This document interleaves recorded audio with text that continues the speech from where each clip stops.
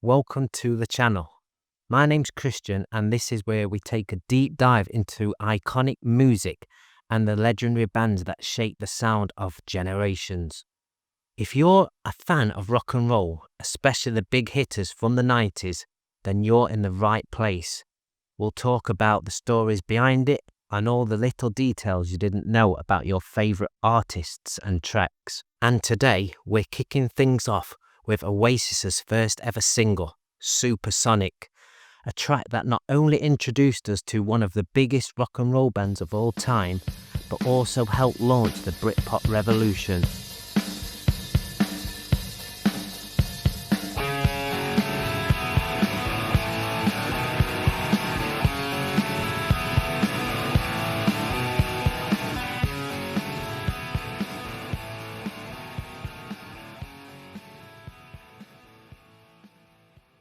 Released on April the 11th, 1994, Supersonic was the song that put Oasis on the map.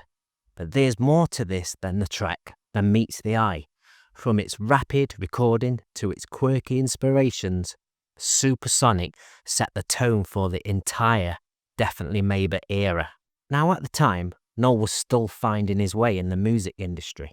But in those early days, he had a clear vision for what he wanted to create. The recording process was quick, rough and raw, much like the song itself. And while Noel was the main writer, the track also featured some important contributions from another Manchester band. Anyone know who it is? We all probably know as Oasis fans. It was The Real People. So Tony Griffiths, bassist of The Real People, donated some harmony vocals to the track. Now, if you're not familiar with The Real People, they were a huge influence on Oasis in their early days. They helped guide Noel and the band through the, indie scene and gave them advice that proved invaluable. The Real People's 1991 self-titled album is often seen as, the missing link between classic indie rock and the Britpop explosion that was about to happen.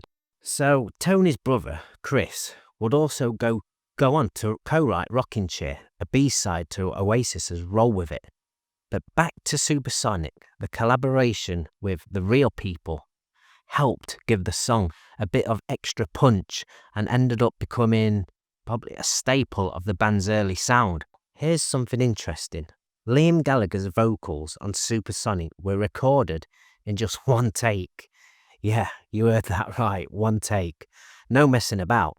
The band was on a tight schedule, so the recording process was fast, furious, but that's exactly what gave the song its raw energy, and that's what you hear in Liam's delivery. Did you know that before writing the lyrics, Noel had a bit of gin and tonic to help get the ideas flowing, According to Dave Scott, the engineer, Noel needed a little stimulation to get his mind working. He said whiskey gave him a bad head and beer was too heavy. So he went in with a gin and tonic. I'm feeling supersonic. Give me gin and tonic. The line that made it straight into the song. And here's a fun little tidbit for you. The Elsa, who was into Alka-Seltzer in the song, is actually the name of Dave Scott's dog.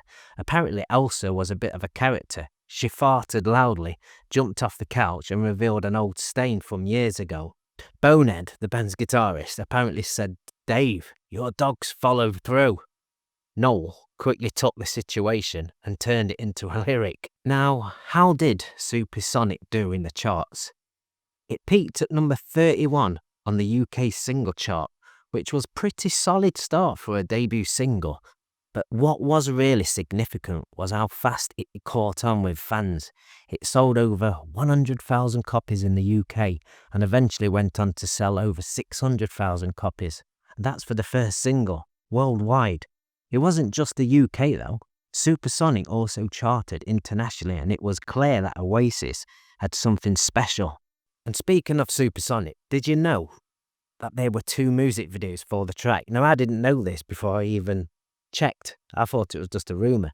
But the original video was shot for the UK market, filmed on a roof I think it was a roof of a warehouse in Euston Road, right across from King's Cross Station in London, I believe. And if you fancy storing your Oasis vinyl collection and a bit of music history, the location is now an access self-storage. Pretty mental.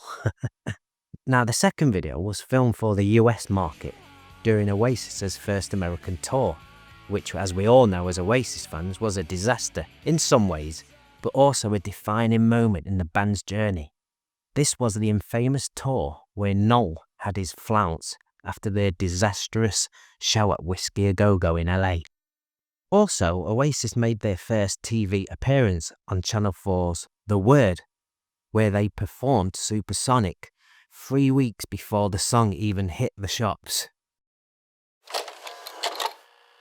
Give it up for Oasis, making their TV debut with Supersonic. I need to be myself. I can't be no one else. Now, I didn't know this next bit, but funnily enough, their first TV appearance was actually supposed to be on ITV's Telethon in 1992, but the clip was never aired, so The Word ended up being the first time the wider world outside of Manchester got a good look at Oasis. I'd also like to see that second footage that was never shown, but I can't find it anywhere. So there you have it, the story of Supersonic. From its quick recording to its quirky inspirations, this track really laid the groundwork for Oasis's massive success. It helped launch not only the band, but also Britpop, the era. And it's a song, I suppose it's a song that still holds up today as a true anthem of the 90s. Thanks for watching, guys. Make sure to hit that subscribe button and join us next time when we'll be diving into Oasis's second single, Shaker Maker. We'll compare it to Supersonic, break it down, how it performed on the charts, and explore all the interesting facts that even I didn't know, maybe you didn't know. Thanks for watching, and I'll see you next time.